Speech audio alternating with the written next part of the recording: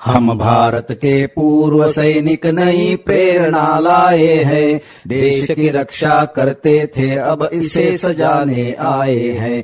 वंदे मातरम, वंदे मातरम। त्यांच्या रोमारोमात भिनली आहे देशभक्ती. त्यांचं उभरतं तारुण्य खर्च झालंय देशसेवेमध्ये. मंडळी, त्या काळात अहोरात्र प्रत्येक ऋतूत डोळ्यात तेल घालून त्यांनी केलंय भारताच्या सीमांचं रक्षण. युद्धजन्य परिस्थिती असो की नसो, शत्रूवर त्यांनी सतत ठेवला अंकुश. बर्फ की चोटी तपती रेती, सागर हो या हो खाई, शत्रुपोत और टैंक विमानों की देखो शामत आई। भारत के जल थल नभ सारे सदा बचाते आए हैं, देश की रक्षा करते थे अब इसे सजाने आए हैं। वंदे मातरम, वंदे मातरम। असे आपले तीनही दलाचे सैनिक, अधिकारी. खरंच आपल्या सगळ्यांनाच त्यांच्याबद्दल किती अभिमान वाटतो. ही मंडळी जेव्हा निवृत्त होऊन सिव्हिल लाईफ जगायला लागतात ना, तेव्हा सुद्धा त्यांच्या रक्तामध्ये भिनलेलं हे देशप्रेम तितकंच जागृत असतं. खरं तर भारतीय सैनिक ही संकल्पना, हा विचार आपल्याला सगळ्यांना समजून घ्यायचा आहे. माजी सैनिक, त्यांच्या सुविद्य पत्नी, त्यांच्या वीरपत्नी, वीरमाता या सगळ्यांच्या अनुभवातून. त्यांना बोलतं करतायत veteran group captain Shrikant Walwadkar sir. बात मन की सैनिक और परिवार की या खास कार्यक्रमात. चला तर ऐकूया. अपने श्रम अपने पौरुष से सब बाधाएं दूर करे, सद्शिक्षा और सद्विचार से मानवता को पुष्ट करे। महान राष्ट्र था पुनः बनेगा, लक्ष्य यही ले आए हैं, देश की रक्षा करते थे अब इसे सजाने आए हैं। वंदे मातरम, वंदे मातरम। गुड मॉर्निंग, सुप्रभात, नमस्कार. मी veteran group captain Shrikant Walwadkar आपल्या सर्वांचं सहर्ष स्वागत करत आहे. एक आगळा वेगळा कार्यक्रम ज्याचं नाव आहे बात मन की सैनिक और परिवार की. हा कार्यक्रम अखिल भारतीय पूर्व सैनिक सेवा परिषद पश्चिम महाराष्ट्र प्रांत आणि 90.4 ग्रीन FM यांच्या संयुक्त विद्यमाने भारतामध्ये पहिल्यांदा प्रस्तुत होत आहे. या कार्यक्रमाद्वारे आपण सैनिकाचं जीवन, भारतीय सैनिक हा विचार, ही संकल्पना त्यांच्या वीर पत्नींच्या अनुभवातून समजून घेत आहोत. बर्फ की चोटी तपती रेती, सागर हो या हो खाई, शत्रुपोत और टैंक विमानों की देखो शामत आई। भारत के जल थल नभ सारे सदा बचाते आए हैं, देश की रक्षा करते थे अब इसे सजाने आए हैं। वंदे मातरम, वंदे मातरम। आणि आज आपल्या स्टुडिओमध्ये अतिशय एक आगळं व्यक्तिमत्व, वीर पत्नी सौ सिंधुताई सर्जेराव लोंढे या आलेल्या आहेत. त्यांचे पती शिपाई सर्जेराव आकाराम लोंढे, राहणार बस्तवडे, तालुका तासगाव यांच्या सुविद्य पत्नी आहेत. सर्जेरावांच्या बद्दलची माहिती मी सांगतो. शिपाई सर्जेराव आकाराम लोंढे वयाच्या 20व्या वर्षी 1991 साली भारतीय सेनेमध्ये रिक्रूट झाले. 13 महार रेजिमेंटमध्ये. त्यांचं पूर्ण सैनिकी जीवन 7.5 ते 8 वर्षपर्यंत होतं. 4 वर्षानंतर त्यांचा विवाह झाला आणि सिंधुताई सर्जेराव लोंढे या पूर्वाश्रमीच्या सिंधुताई साठे या नेलकरंजेच्या राहणाऱ्या लग्न होऊन त्या बस्तवडेला आपल्या सासरी आल्या. सर्जेराव आकाराम लोंढे यांनी अगदी सुरुवातीपासून फक्त 8 वर्षाची त्यांची कारकीर्द, परंतु या ह्याच्यामध्ये ऑपरक्षक 92-93 साली त्यांना ईस्टर्न थिएटरमध्ये मार्च 96 ते सप्टेंबर 96 पर्यंत त्यांनी भाग घेतला. आणि तिसरं ऑपरेशन सप्टेंबर ऑफ रायनो, महत्वाचं आहे हे, सप्टेंबर 96 ते 5 मार्च 98 पर्यंत त्यांनी त्यात सहभाग घेतला. आणि 5 मार्च 98ला या ऑपरेशनमध्ये त्यांच्या चेस्टमध्ये गोळी लागून त्यांना वीरमरण आलं. कोइन्सिडन्स असा की याच दिवशी, म्हणजे एक दिवस 24 तास आधी म्हणा किंवा त्याच दिवशी 5 मार्च 98ला सिंधुताई सर्जेराव लोंढे यांना हॉस्पिटलमध्ये पुत्ररत्न प्राप्त झाला. काय योगायोग असेल, एका बाजूने त्याच दिवशी ह्यांना वीरमरण येतं आणि त्यांचा पुत्रजन्म होतो त्याच दिवशी. काय योगायोग आहे ना.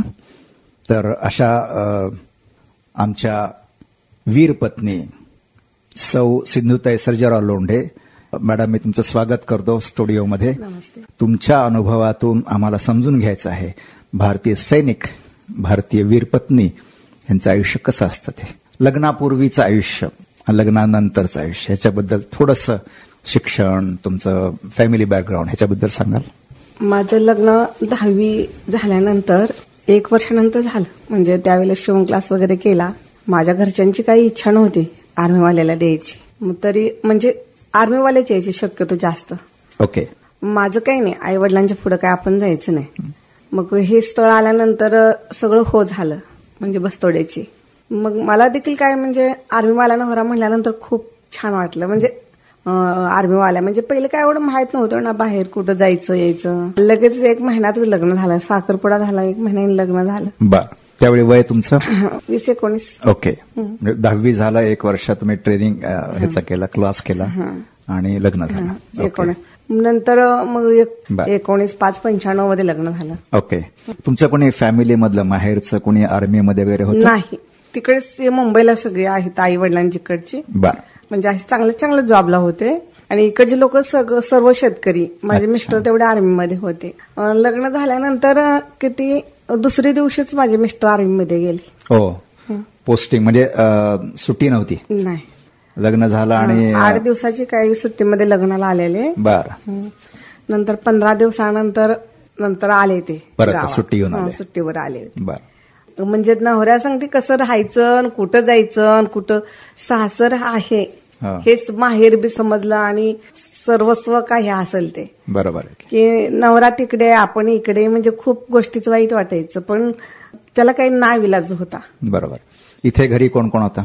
तिथे सासू सासरे दीर होते, ते पण एकत्रच होती फॅमिली सगळी. बर. मला पण एवढं काय, माझ्या घरची तिकडे सुशिक्षित असल्यामुळं इकडे काय व्यवस्थित हँडल होत नव्हतं.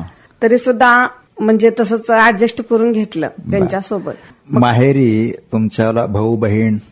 मी एकटीच आणि 2 भाऊ. बर. भाऊ लहान होते. असं लगेच मला 5-6 महिन्यानंतर बाळ राहिलं. बर. ओके. बर. त्यानंतर लगेच ते पण बाळ पोटात वारलं 8 महिन्याचे. बर. नंतर किती 1-1.5 वर्ष झालं लग्न होऊन. बर. म्हणजे कुठल्या गोष्टीचं माझ्या म्हणजे नवऱ्यासोबत जायचं राहायचं हे नाहीच नशिबात. आणि घरचे लोक फक्त त्रास देत राहायचे. हो ना. ते तिकडं मी इकडं. मी कुठं जाणार, थोडी कुठं सुद्धा जाऊ शकत नव्हते. खरंय. त्यांच्यानंतर की नाही मला लगेच दुसरं पण राहिलं हे बाळ. बर. ओके. बर. 6वा महिना होता तेव्हा आले होते सुट्टीला. बर. त्यावेळेला मला हॉस्पिटलमध्ये दाखवलं, त्यांनी गोळ्या वगैरे घेतल्या आणि काय माहित त्यांना काय वाटत होतं. फार रडत होते. ते म्हणायचे की तू काळजी घे, बाळाची काळजी घे. त्यांना घरचं कंडिशन फार माहित होतं ना, सगळे लोक भांडतेत करतेत म्हणून. ते म्हणायचे तुम्ही सांगा माझ्या बायकोबद्दल काय चुकते का, चुकत असेल तर सांगा, मी तिला इथंच मारून टाकतो मग जातो. अरे बापरे.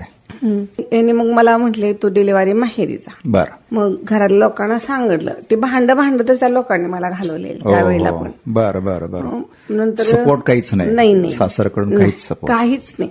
नंतर किती 2 महिने गेले असेल अगोदर माहेरी.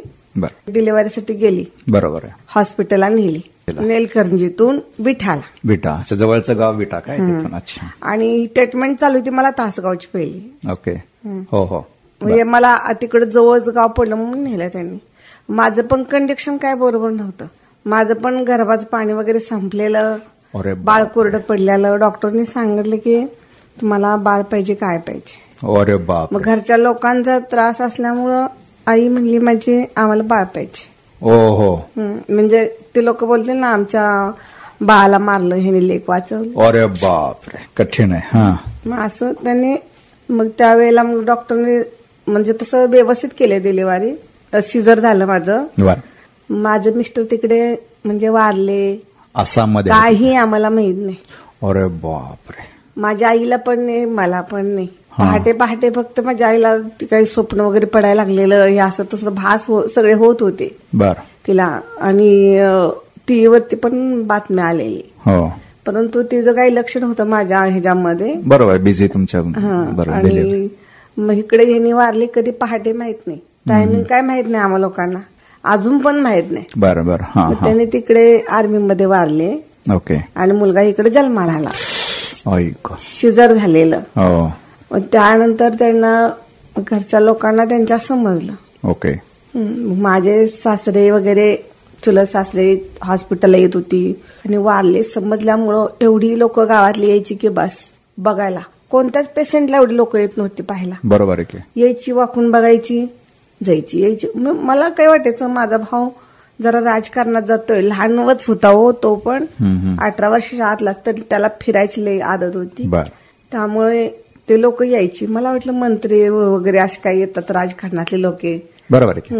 म्हणजे बाळ झाले म्हणून येत असतील बघायला. हो बरोबर आहे. म्हणजे सासरचे पण भरपूर यायचे लोक. मला काय वाटायचं सगळी लोक येतात, आमच्या सासरचं कोणी येत नाही. पण इकडं असं झालेलं काय माहित नव्हतं ना.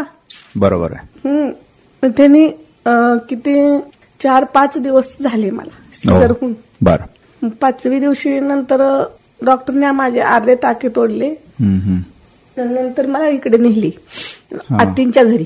असं. बरं. विट्यातच. आणि त्यांनी सांगितलं की तुला इथं डॉक्टरने आराम करायला सांगितलं 1 दिवस. बरं. आणि नंतर आपण बस्तोडा नीलकंठीला जायचं. बरं. माहेरी. त्यावेळेला पण भरपूर सगळे लोक आलेले. मग ही मला काय कमाला टिकल लावायचं लय वेळ, भांगात कुंकू भरायचा. मग मी म्हणलं मला आता जायचंय घरी, मला कुंकू वगैरे लावू द्या. तर ती माई चुलते बोलली कुंकू डिलिव्हरी झाल्यानंतर लावायचं नसतो इटाळामध्ये. आणि टिकली तेवढी लाव. मग तिला माहित होतं मी टिकली मागेल म्हणून तिने आत ब्लाउजला लावून आणलेली मला दिली. ओके. या लोकांनी झोपू घालून नेलं मला गाडीमध्ये. बर. रस्ता ओळखी, लहान बाळ. ओके. रस्ता ओळखीला माहित पडेल मिस्टर वारलेत म्हणून. मग मला भिवघाट आलं. त्यावेळेला म्हटलं अहो भिवघाट आले, देवाला नारळ फोडा. आमच्या इथं म्हणजे मुसोबाचं मंदिर असल्यामुळं तर म्हणाले हो नारळ घ्यायलाच उभा राहिलेत. म्हणजे तिकडं टाइम व्हायचं होतं ना ते मातेचा कार्यक्रम वगैरे. मग हे भिवघाट मध्ये ते कार्यक्रम होतो उभा केली. काय ज्या वेळेला वायफळ आलं त्यावेळेला मला जाणीव लागायला लागली हे माझ्या सासरचा रस्ता, हे नीलकंठीचा नाही. जरी झोपलेल तरी ते म्हणाले तू उठली का तुझे टाके दुखतील, झोप. बर. मग मला झोप काढलं. ज्या वेळेला माझ्या घराजवळ जरा असा कच्चा रस्ता चढवतार मी ओळखलं. म्हणलं हे माझं गाव आहे. म्हणलं तुम्ही मला न्यायला कुठे लागला, एवढा वेळ लागत नाही. म्हटलं नीलकंठीला सांगितलंच नाही त्यांनी तुम्हाला काही? नाही. बरं. अजिबात काही सांग. आम्ही लोक राहत होतो मळ्यामध्ये. आणि ह्यांना आज्ञा दिली गावामध्ये. चुलत सासऱ्यांचं किंवा आमचं असं पडीक घर होतं तिथं. म्हणजे तिथं वाडी ठेवलेली.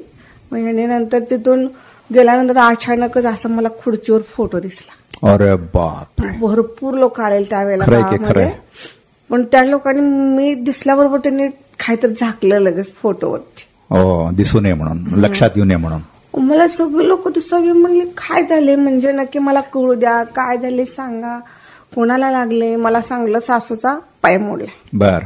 ओके. गायीनं लात मारली. सगळ्यांना काय झालं काय विचारलं, काही सांगणं कोणी.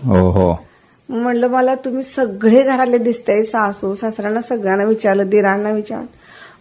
मी म्हणलं मग माझा नवरा कुठे सांगा, ते कुठे तुम्हाला बघायला असतं. म्हणजे मला भात झाला. हो करेक्ट. शंका यायला लागली ना. शंका यायला लागली. बर. तर त्यावेळेला ते म्हणले त्याला पायाला गोळी लागल्या आणि तो दवाखान्यात ऍडमिट. मातीला चालले तरी मला काय सांगितलं नाही. ज्या वेळेला तिने मला घरा पाठीमाग नेलं, गळ्यातलं मने मंगळसूत्र काढलं. त्यावेळेला माहित पडलं वारलेत म्हणून. Very sorry. 1 वर्ष 2 वर्ष 8 महिन्यात एवढं सगळं हे झालं. 2 वर्ष 8 महिन्यामध्ये त्याचं नव्हतं झालं. तेवढे दिवस गेले कसे तरी 15 दिवस. ओके. 15 दिवस गेल्यानंतर यांनी गावची बॉडी गोळा केली. आर्मीचे लोक आलेले ना. हो बरोबर आहे. भेटायला. खरंय. 13 महार रेजिमेंट त्यांचं युनिटचे लोक आले असतील. युनिटचे लोक आले होते. बर. युनिटचे लोक आले. ओके. मग ते म्हणाले की आम्हाला त्यांच्या बायकोला मुलांना भेटायचे. बरोबर आहे. आणि त्यांची मुलाखत घ्यायचे. बरं. हे लोक म्हणले म्हणायला लागले तिला काय भेटायचे, तिच्याशी काय संबंध तुमचा. आर्मीच्या लोकांना म्हणायला लागले. सासरे. बर. भेटायचं नाही तिला. असं काय असेल ते आम्हाला बोलायचं, आम्ही तिचे आई वडील आहे. बर. त्यांच्या सह्या घ्यायच्या नाहीत काय नाही. मग माझं मूल त्या दिवशी 15 दिवसाचं होतं. अरे बापरे. ते लोक आलेले आर्मीतले त्यावेळेला. मग काय त्यांना आमचे गावातल्या लोकांनी कुणी जेवण खाणं रात्रीच केलं. रात्रीचे लोक आले होते. मग सकाळच्या 10च्या दरम्यान तिथं घरी आले. घरी आल्यानंतर अशी पूर्ण आमच्या अंगणात मावेना एवढी लोक होती.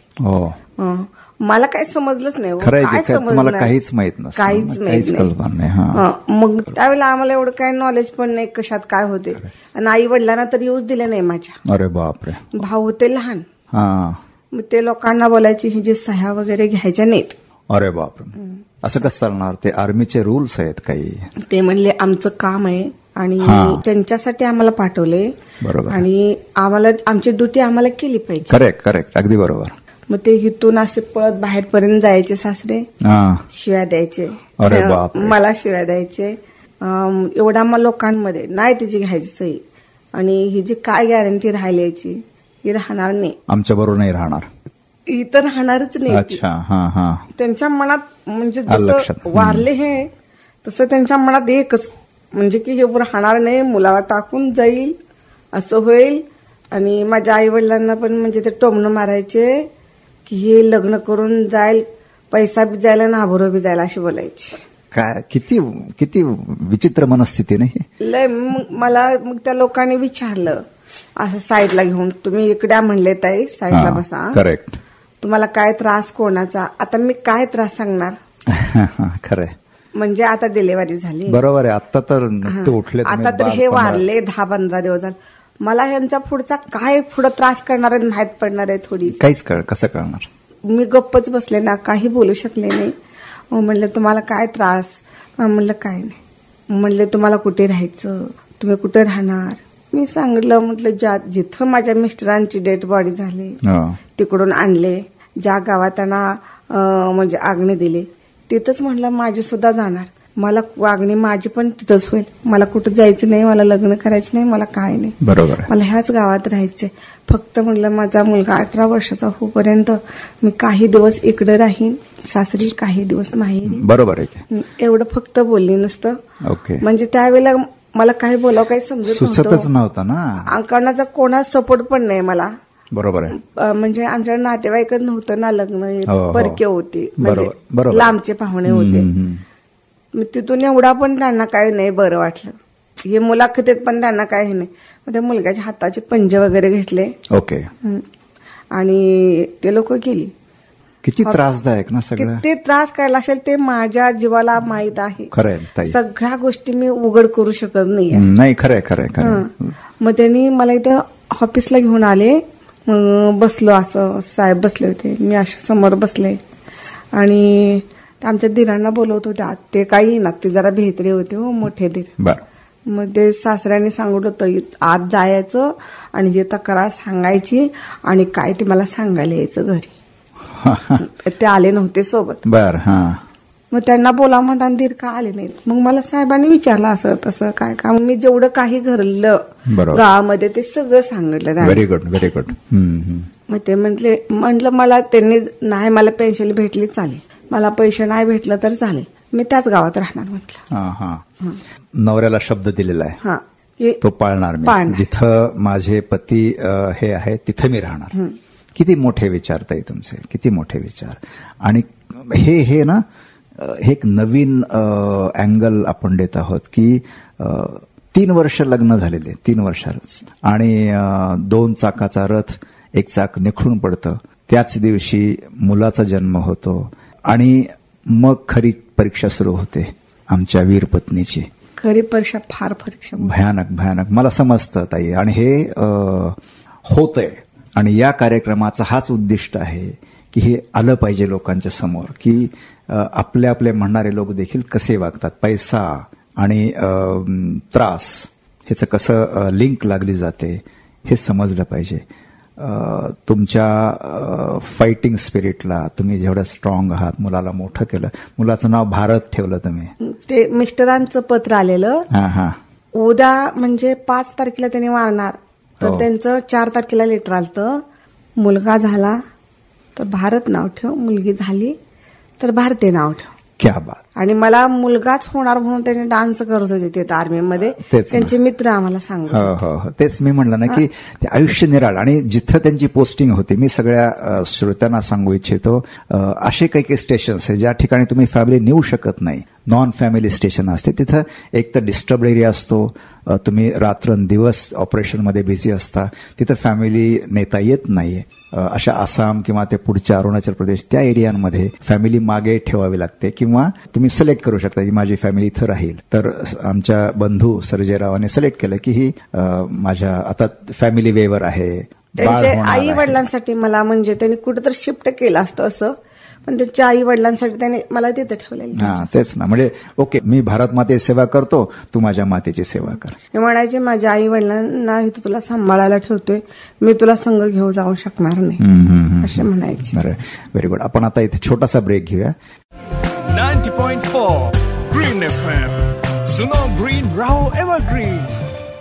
नमस्कार, सुप्रभात, गुड मॉर्निंग. मी veteran group captain Shrikant Walwadkar आपल्या सर्वांचं सहर्ष स्वागत करत आहे.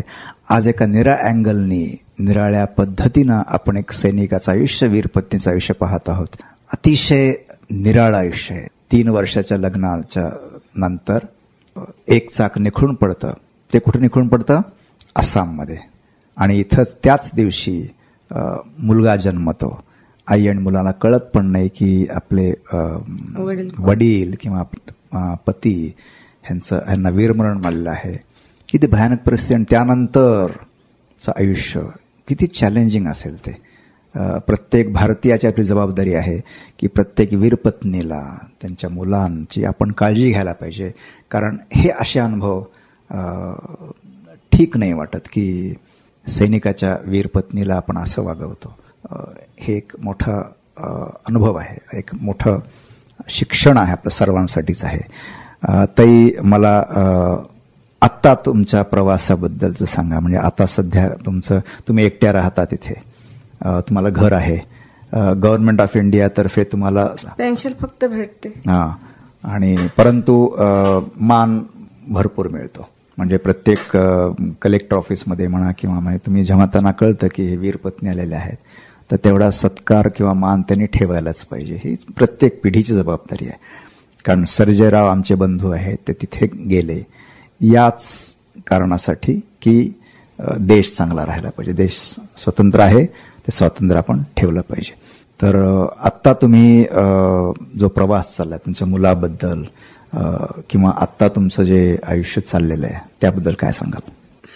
जशी पहिली परिस्थिती होती ना, तसंच म्हणजे कसं माझ्या जीवनात तरी अजूनपर्यंत काय सुख नाही. जसं म्हणजे पहिले दिवस होते तसेच अजून पण आहेत. असं आता 1 वर्ष झालं सासूबाई वारल्या. बर. 3 वर्ष झालं सासरे वारले. हो, बर. म्हणजे अजूनपर्यंत होते ते. जरी भांडत असलं तर ते आधार होताच आपल्याला. तसा बरोबर आहेत म्हणाय तरी असते ना साथ घरी. खरंय, कोणीतरी आहे पाठीला. मग ते जवळच होती माझ्या, त्यामुळे काही एवढे भांडलं गेलं तर काय वाटत नव्हतं एवढं. पण काही संकट येतात ना, ते माझ्याच नशिबात येते. कुठलं संकट काही कमी नाही अजूनपर्यंत. अजून कुठलं सुख नाही, समाधान नाही कुठल्या गोष्टीमध्ये. जसं येईल तसं दिवस ढकलत चालेत. बरोबर. तुमचं शिक्षणाचा काही फायदा होऊ शकत नाही? माझी 10वी झाले. मग इथं तुम्ही प्रयत्न नाही केला जिल्हा सैनिक बोर्डमध्ये किंवा असं कुठे? नाही, त्यावेळेला म्हणजे माझं कंडिशन पण नव्हतं ना की ह्यांनी वारल्यानंतर मनस्थिती फार बिघडलेली. खरंय. विचारानं सारखी रडत बसायची. खरंय. मग मला 10 वर्ष मला औषध चालू होतं. बापरे. म्हणजे फक्त माझं डोकं दुखायचं कमी व्हायचं. डोकं आणि माथा ह्याच्या पलीकडचं काही नाही. अरे असं भिंती सांगते टकरा मारून घ्यायची. अरे बापरे. म्हणजे एवढं डोकं दुखायचं. पण ते आई किंवा सासूबाई मस्त अशा आयुर्वेदिक दवा करायच्या, पण त्यांनी काही नाही फरक पडला. शेवटी सांगलीच इथं चालू होतं. बरं. 10 वर्ष. बरं वाटलं ते, आराम पडला. आता नाही काय प्रॉब्लेम. असं. ओके. पण तुम्हाला तेवढं स्ट्रॉंग राहायला पाहिजे. आता भारत पण मोठा झाला. आता ते मोठा ज्या वेळेला लहान असतो प्रत्येक आईला वाटतो कधी माझा मुलगा मोठा होणार, कधी ते माझ्या हाताखाली येणार. बरोबर आहे. आणि त्याचं पुढचं अगदी म्हणते माझं आयुष्य असं गेलं ना, तर आपण मुलामध्ये तर चांगलं काढू. खरंय की. बरोबर आहे. त्याचं शिक्षण वगैरे बस्तवडेला झालं? त्याची BSc ऍग्री झाली. BSc agri. ओके. बरं. आणि आता काय आता करतो? एमपीसीचे क्लास लावले पुण्याला. बर. क्लासेस वगैरे करून होऊन करतो, जाईल. पण आता त्याला कसं वाटते माहिती का, आता हे आपण क्लास करतो नुसतं बसायचं, मागचं आपण कसं घर सांभाळायचं किंवा बरोबर जास्त आहे. 2-3 माणसं झाली की नाही घरी, हा. मग एवढं तर आपलं होत नाही. अच्छा. असा प्रॉब्लेम आहे. असं. ताई, आम्ही भारतला तुम्हाला खूप खूप शुभेच्छा देतो आणि एक सांगतो की येस, सर्जेरावांनी आपलं बलिदान, सर्वोच्च बलिदान दिलं देशासाठी. आम्हा सर्वांची ही जबाबदारी आहे की तुम्ही, तुमचा मुलगा कम्फर्टेबली राहायला पाहिजे आणि कुठेतरी सुख काय असतं हे दिसलं पाहिजे. तर त्यासाठी आम्ही वचनबद्ध आहोत. म्हणजे असे भाषणबाजी नाहीये, पण ऍक्च्युअली आम्हाला वाटतं की खूप सहन केलं तुम्ही. आता तुमचं वय वाढायला लागलंय, तुम्हाला मेडिकल डिफिकल्टीज आहे त्या हे होतात. त्यामुळे आमच्या खूप शुभेच्छा आहेत ताई तुम्हाला. आणि काहीही लागलं, केव्हाही लागलं, प्लीज आम्हाला कॉन्टॅक्ट करा. आपण कॉन्टॅक्टमध्ये असतोच नेहमी. शेवटी आमची जबाबदारी आहे. सर्जेरावने जे काय आम्हाला देशासाठी केलेलं आहे ते एक उपकार आहेत. उपकार म्हणायचं नाही, परंतु एक वाटतं आम्हाला की येस, त्यांच्या फॅमिलीची काळजी घेणं ही आपली जबाबदारी आहे. ती सर्वांनी आपण पार पाडायला पाहिजे. जसं म्हणजे आपला माणूस गेला ना, खरंय, तेव्हापासून आपल्या या जगात कोणच नाही. खरंय. किती जरी लोक असले तर समोर सगळं शून्य दिसते. बरोबर आहे. खरंय. म्हणजे ते त्या वेळेपासून आजपर्यंत स्त्री पण झाले आणि पुरुष पण झाले. हो, तेच ना. दोन्ही अवतार घेऊन आजपर्यंत जगले. खरंय. आई आणि बाबा त्या भारतला तुम्ही दिलं, हे फार सोपं नाहीये. त्याला कधी सुद्धा बापाची उणीव जाणवू दिली नाही खरंय. आजपर्यंत. तुमच्या या कार्याला आमचा सॅल्यूट आहे ताई. धन्यवाद तुम्ही आला त्याबद्दल.